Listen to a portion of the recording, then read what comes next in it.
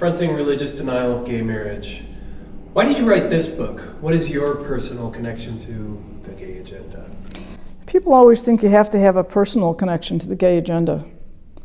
I don't have a personal connection to the gay agenda beyond thinking, well, possibly I should treat all people as people. I took these positions for intellectual reasons, not for personal ones. I was invited to give a talk on the theological ethics of marriage within a Christian perspective. And I was just sitting in a basement library carrel, chugging away through my outline on classic theology of marriage and theological ethics, when it dawned on me that the sexual orientation of the partners didn't make any difference. Didn't matter whether it was a man and a woman or whether it was two men. Everything that I was constructing theologically would apply to both kinds of marriages equally, that there weren't really two kinds of marriages, that there's one kind of marriage, and it doesn't matter who the partners are. And I thought, whoa, wait a minute, whoa. What do I do about this? Do I have the courage of my convictions intellectually? For me, it was a matter of personal integrity and intellectual integrity, whether or not I was going to point that out. That my theology of marriage, according to my theology of marriage, gay marriages were just as sacramental, they were just as holy as my own marriage, and I could not understand my own marriage in intellectually rigorous terms and exclude gay marriages. This was 1990, 91. Nobody was talking about gay marriage. No one was even talking about civil partnerships. This just struck me out of the blue, and I thought, now what do I do? Do I say this? And I did. I had to. Not because I or anybody that I knew particularly was at stake in these issues. I was a soccer mom. I had twins who were 10 and a boy 12 or thereabouts. And, I was busy with other things. But I didn't think I had a choice. It just struck me as true. So I said it. You talk about sort of a legacy of Christians advocating for equal rights for gay partners, much earlier than I think a lot of times we think of. Could you talk a bit about that? Yeah. Well, I'm feeling very sort of brave and isolated, and oh good heavens, what's going to happen to me if I get up at this church lecture and talk about gay marriage in these ways, as absolutely the same as straight marriages, and the church has got to get its act in gear. And the churches have to start blessing gay marriages, even if the state will never recognize them as legal, which is what I argued. And but then I discovered, in fact, that there was nothing cutting edge about what I was doing at all. That there were already major national organizations of Christians advocating for gay marriages. And that they were interested in sort of what I had to say because I was an outsider to that movement. I was a complete outsider to those organizations, but pretty soon I'm on my book. The book that I wrote at that point was on all their reading lists, because the theology there is really pretty clear, and because the Christian commandment to love our neighbor as ourselves has pretty big implications for how we treat other people who are trying to promise fidelity. What a scandalous thing. Promise to love, honor, and obey, and sexual faithfulness, and what a scandalous thing. Two people are doing this. How can you not support that? But none of us dreamed at that point that any of it would ever really come to pass legally. So yeah, it was something of an adventure in my life. What's the significance of the year 1979? In 1979, the very first fundraising letter sent out by the moral majority asked for donations for a war on homosexuality. A war on homosexuality. Think about it. Not on gay marriage, but a war on homosexuality. And I've read 5 or 6 scholarly histories of the rise of fundamentalism since the 50s and 60s. And they all point to that as a significant moment because the religious right, the highly politicized fundamentalism in this country, gets itself organized in opposition to civil rights for black people. They were racial segregationists. And then they were opposed to the Equal Rights Amendment for women. But over time, explicit racism became less and less socially acceptable. And even Southern women were actually happy to have some legal protections and some hope for equal pay for equal work and all of this sort of thing. And so hard-right political actors, polling organizations, started to tell them that opposition to black people and opposition to women's rights was trending against them. These were becoming mainstream beliefs. And so if they wanted to continue drawing these people to vote in a particular way, they had to find a new issue. And so there was a meeting and there was much discussion, and it was decided to target gay people because equal rights for gay people had not yet moved mainstream. They wouldn't move mainstream till the 21st century. There was agitation, certainly in the gay community, for access to equal civil rights, but it hadn't moved mainstream. And so when those arguments started showing up, as a young professional woman, I certainly recognized that they were recycling against gay people all the arguments they'd used against me. And actually, it made more sense. It made more sense directed against women who are not just staying home to raise children, that this is bad for children. How can gay marriage be bad for children? The arguments, they just recycled all the same arguments. It didn't make any sense at all, and that's what the Prop 8, court trial demonstrated, is none of those arguments hold. But that's where all that was coming from, that the gay people were being used as scapegoats, just as women had been and black people had been, to draw certain kinds of voters to support radical, really reactionary, right-wing candidates whose actual goal was tax breaks for the super wealthy and opposition to environmental protection for certain industries to get them to be allowed to continue to dump whatever they wanted to dump into our water supply. That's where all that was coming from. And that story needs to be told. And once again, there's lots of historians, American historians, doing that storytelling in really fabulous detail. You talk in your book about how sexual ethics are always culturally and socially constructed.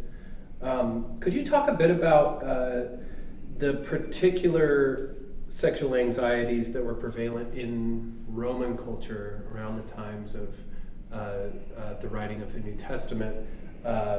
Sexual anxieties that were prevalent, but were also very peculiar. They certainly were peculiar. The people have objected to me that if Christianity has been sexually obsessed for 2,000 years, then Christianity is sexually obsessed. And they've got a point. But it matters to me that none of this goes back to Jesus.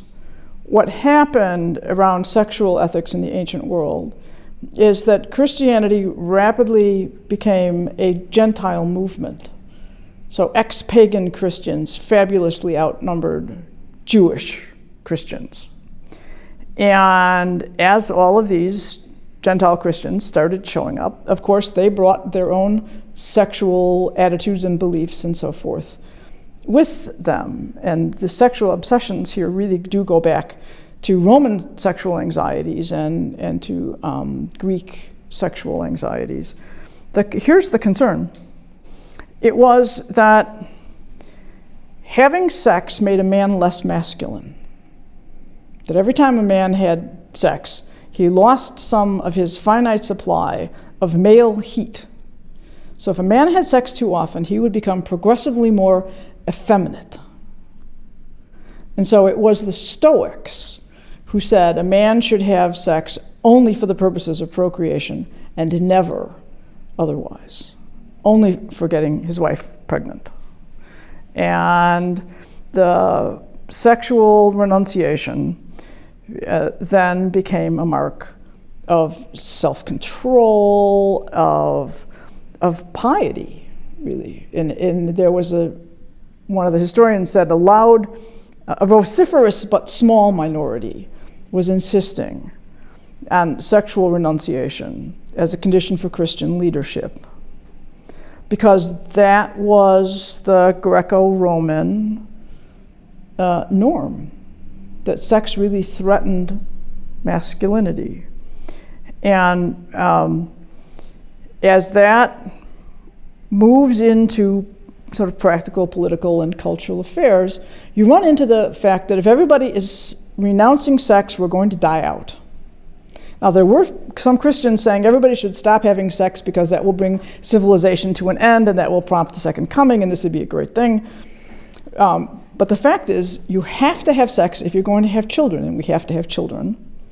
So sex becomes morally acceptable only for the purposes of getting pregnant. And the thing with gay sex is you'll never get pregnant having gay sex. So of course, gay sex is not morally acceptable. Neither is, of course, later sex with birth control. But people after menopause were supposed to not have sex. If you were married for 3 years and hadn't gotten pregnant, you were supposed to not have sex because you weren't fertile. I mean, if the only kind of sex that's morally acceptable is sex for getting pregnant, then a lot of us are in trouble. A lot of us are in trouble. This is not an argument that actually holds up. The morality of a sexual act is not determined by whether it's fertile or not. The morality of a sexual act has to do with the relationship between the people having sex. Why do you think that a lot of the fear-mongering around homosexuality and the potential for corrupting children, corrupting culture, why do you think that's been able to land so strongly among a lot of conservative Christians? Well, gay sex was a quintessential part of the sex, drugs, and rock and roll. Sex for fun, which was made possible by making birth control legal, which happened when I was a freshman in high school. That's how recent that is. And then it was only legal for married couples. But the whole idea that you could have sex without accountability, which is what birth control offered. You could have sex without accountability, without the threat of getting pregnant, because it was the threat of getting pregnant is what kept people from having sex. Outside of marriage was the threat of getting pregnant. If birth control makes it possible for young people to have sex without getting married, that's the threat. And gay sex seemed to epitomize that. Sex for fun. So of course they came down really hard on that. It was enormous political advertising acumen by kind of hard-right political organizations that use this as a wedge issue to say you must vote for our candidates because our candidates will protect you from the gay scourge, which is that all your sons will grow long hair and go off and be hippies. What a terrible thing. But there was a lot of that after the 1960s. There's no way around the fact that Christian and Jewish scripture contains many verses and many sayings that are, on the face of it, opposed to homosexual practice. How do you see the role of historical context operating in terms of how we read those passages today? The issue here is whether we read those verses literally, as if they were written in Philadelphia 6 months ago, or whether we take those texts and restore them to context, to historical context. Do we read the text in context, asking what it would have meant at the time to the person who wrote it and to the community for whom it was written? That makes an enormous difference in what the verses mean. And so I look at the classic sort of texts of terror in Romans and in the book of Leviticus and say, let's put these texts back in context. That's what biblical scholars do. And it was that kind of biblical scholarship that fundamentalism in its Victorian origins particularly opposed. If you're going to be a biblical literalist, you're going to read all of this as if it was written yesterday. And you're not going to put these texts back in context. Because if you put it back in context, then you realize you're dependent upon scholars to do that for you.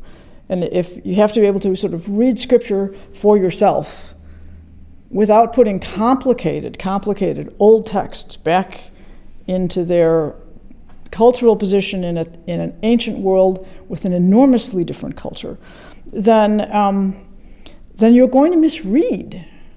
I think you're going to misread. And so there's a lot at stake here that has much more to do with how we read the Bible and with whether or not biblical scholarship of the kind that the Christian humanists started in 1300 or so, whether that's legitimate or not. You know, for instance, the prohibition in Leviticus, that goes back to Iron Age biology, that said there's one proper form for any animal, any creature, and normal fish have fins and gills, and shellfish don't. So shellfish are an abomination. Good animals have hooves and chew their cud. Golden retrievers don't. They have paws, not hooves, and they don't chew cud.